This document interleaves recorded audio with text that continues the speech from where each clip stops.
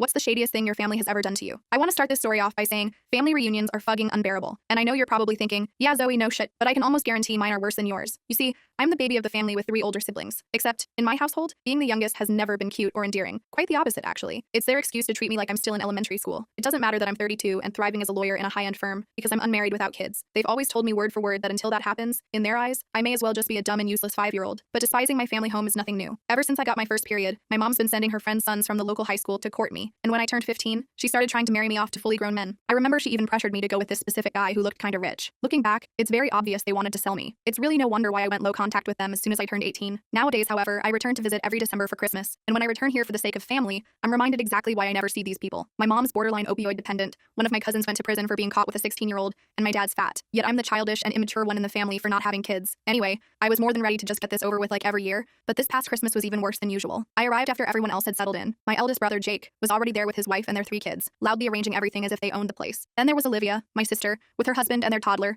who was wearing Supreme shoes and was making fun of my poor person pants as soon as I walked in. Speaking of walking in, when my mother spotted me, her face transformed into that practiced smile that always made me feel like an unwelcome obligation, rather than a daughter. "Zoe, honey," she said, giving me one of those stiff hugs that feels more like a social requirement than affection. "So glad you made it. Is anyone joining you?" I shook my head. She pinched the bridge of her nose and sighed. Before we could continue, my overweight father called from the dining room. "Food's almost ready. Jake, Olivia, get the little one settled, would you?" I stood awkwardly for a moment, unsure what to do with myself. I wanted to speak up, but it was the holidays. I wasn't ready to cause a scene yet. "Zoe, you should probably take a seat at the kids' table. In fact, we've already saved you a special spot there with the little ones." I literally froze in place. Was she serious? I glanced over at the main dining table. There at the head sat my father, looking smugly content, surrounded by my married and therefore superior siblings. No room had been made for me. I felt that familiar ache, the one that surfaces whenever they make it clear I don't measure up in their eyes. This wasn't just some passing comment or sideways glance. This was deliberate exclusion. I forced a smile that didn't reach my eyes. "Sure, Mom, thanks," I managed, keeping my voice steady. She smiled back, but there was something in her expression that revealed she either didn't notice or didn't care about my feelings. This was all about maintaining appearances, ensuring their holiday looked perfect on the surface. Without another word, I walked over to the kids' table, my heart beating faster with every step. I hadn't expected special treatment, but for just a moment, I'd foolishly hoped they might treat me like the adult I am. That's when everything crystallized. This wasn't just about table assignments. This wasn't about holiday traditions or family togetherness. They weren't even trying to hide it anymore. And in that moment, something inside me snapped. I stood up quietly, the weight of years of this treatment pressing down on me. I didn't need to shout or create a scene. I simply grabbed my coat, slung my purse over my shoulder, and walked directly toward the front door. "Zoe, where are you going?" my mom asked, her tone more irritated than concerned. I didn't turn around. "I'm leaving," I said coldly. "Enjoy your dinner." The door closed firmly behind me. The winter air hit my face like a slap, but in a good way. I drove around aimlessly for what seemed like hours, and eventually pulled into a 24-hour diner where I slid into a booth by myself. I ordered a hot chocolate, my hand still trembling slightly from adrenaline. Suddenly, the table started shaking. I realized it was because of how hard my phone was erupting with notifications, messages, missed calls, the whole 9 yards. I glanced at the screen. For once, I was in control, and I wasn't going to let it go to waste. They had absolutely no idea what was coming next. I can't tell you what I did in this short video. The full story is on the channel linked below.